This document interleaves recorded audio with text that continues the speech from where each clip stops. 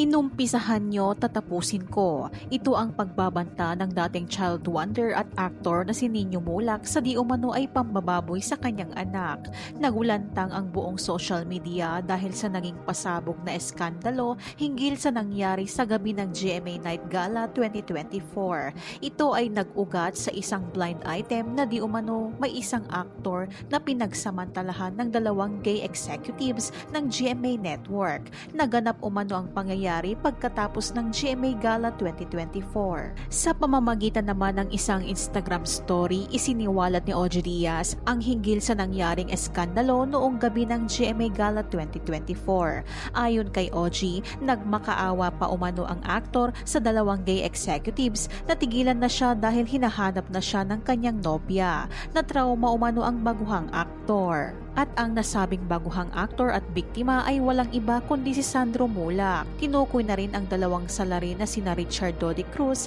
at Jojo Nones. Ayon sa kwento, pinapunta ng dalawang executives ang young actor sa kanilang kwarto at pinainom ng pampahilo at doon umano isinagawa ang maitim na balak.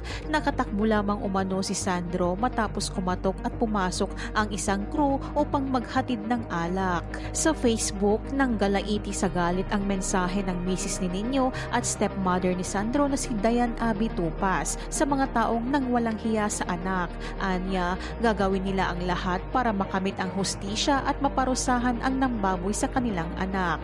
Pinalaki at iningatan naming mabuti ang aming mga anak na puno ng pagmamahal at pag-aaruga. Tapos wawalang hiyain ng mga kung sinong tao na binalot ng kademonyohan sa katawan para magawa yung ganong klaseng kababuyan. Hindi kami makakapayag na hindi namin makamit ang hustisya habang buhay na dadalhin ng anak namin ang kababuyang ginawa ninyo sa kanya. Wala kaming pakialam kung sino kayo o kung sino ang proprotekta sa inyo. Itutuloy namin ang laban. Managot ang dapat managot. Nagbigay na rin ng mensahe ang kapatid ni Sandro na si Angela Mulak at ayon dito, ang pamilya nila umano ang babasag o mag-uumpisa na makamit ang hustisya ng sinapit na pambababoy kay Sandro tulad ng iba pang artista na nakaranas dito. Nagbigay naman ng opinyon ng online personality na si Zian Gasa. Anya ay hindi biro ang nangyaring krimen porket hindi babae ang biktima. Anya pa, ang tanong ng bayan ngayon kung kaya nila itong gawin sa isang newbie artist na galing sa isang maimpluwensyang pamilya, ilang beses na kaya nila itong nagawa sa mga talent na walang boses sa industriya. Ayon naman sa ibinalita ni Christy Fermin ay kinausap na ng pamilya Mulak ang mga kaibigang senador para mapabilis ang kaso at mapanagot na ang mga may sala at maaaring isa si Senator Raffy Tulfo ang nilapitan ng pamilya.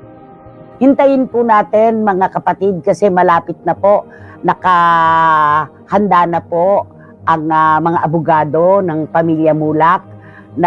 Alam ko, nagtungo na siya sa NBI. Humingi na rin po siya ng tulong sa mga senador.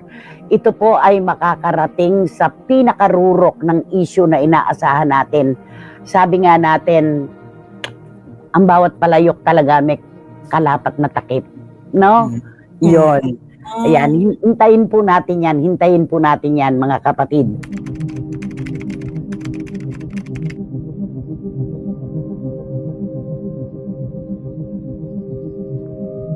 Ano naman ang masasabi mo dito? Ibahagi ang iyong komento.